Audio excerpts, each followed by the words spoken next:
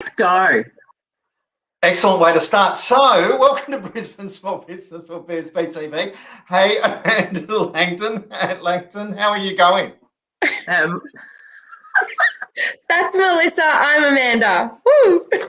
And that's it. When you cross over their names, you see every now and again, I have these days where I'm on another planet, and clearly today is one of those, which always makes for an exciting show. I call people the wrong names, I get the wrong stuff. Hopefully we'll get this information out. It'll be really exciting. So, Melissa Langton, how are you today? Hi, Kevin. And Amanda? Yay! Thanks for having us.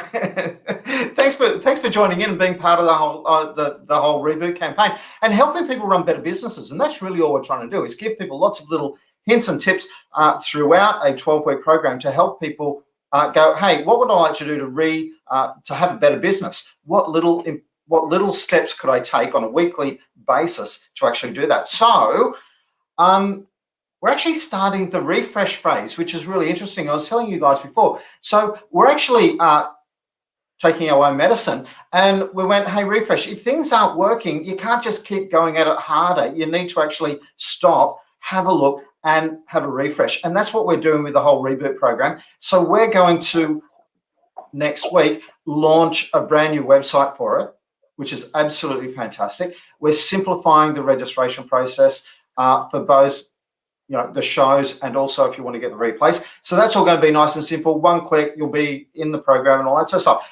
So, Melissa, what are you talking about again? I'm actually going to be talking about 5 effective conversations to have in your business, which is fantastic because, and I'm so excited, can't you tell, the fact that we get to present the first week of refresh in Small Business Month for Queensland. So it's just the best. It is actually really cool. And look, I'm going to let the viewers know that Melissa has got a massive distraction running in the background of her mind here. So if she doesn't quite jump up and down, forgive her today. But Amanda has no such excuses. So we want full-on life, Amanda. You're talking about customer journeys. I remember this. Yeah, look, the customer journey is so important in anybody's business. And when there are problems in your business, you always start with your customers and what you want their outcomes to look like. When you take that and measure it and test it, then you can refine it. And that's all about the refresh, refining what's in your business.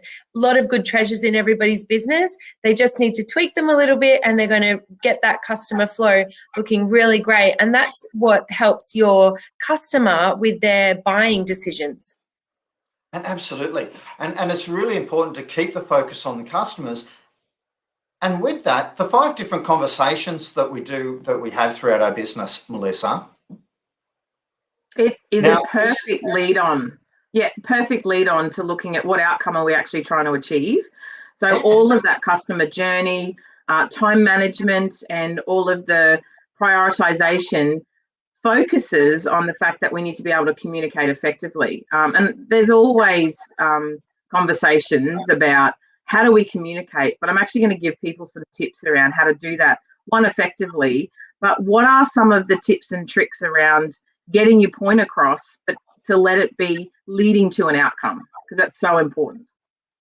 Absolutely. And on Monday, Kim McKillop is actually going to be talking about time management, which is fantastic because, boy, do I need to go to that. It's kind of need help from every single show that we've had. But Kim is really going to help us with time management from simple tools that we already have. So it's not about going out and spending money on different things. And as much as we all go, oh, I went to that time management course, it's a little while ago, we've probably forgotten some simple things that would be really easy for us to implement, and yet we forget them. So, if you are thinking that you're not achieving what you want to in a day, Monday would be really cool to come along and have a watch what Kim has to say. And simplifying your business. James Calishaw from Catalysis, he chats, he doesn't just chat, he lives his talk. He helps people simplify their business. So, it's so easy as time goes by to add different things into a process that were needed at the time, but with all the little band-aids that you add on, sometimes you've created something really clunky and awkward.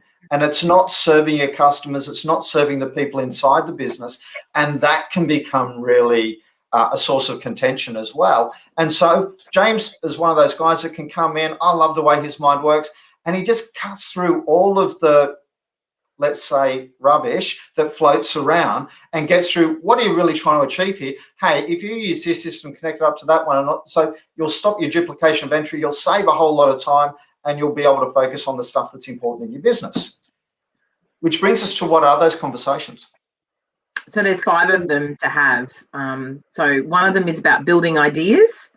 The next one, which a lot of people struggle with, is delegation. So I'm going to give some tips around, it's actually around personality when it comes to delegation. Then it's about feedback. So actually mindful leadership and understanding how to give effective feedback. And then we also have thinking, which is different to ideas. Thinking is actually the process behind it. But finally, and probably the bane of a lot of people's existence, meetings.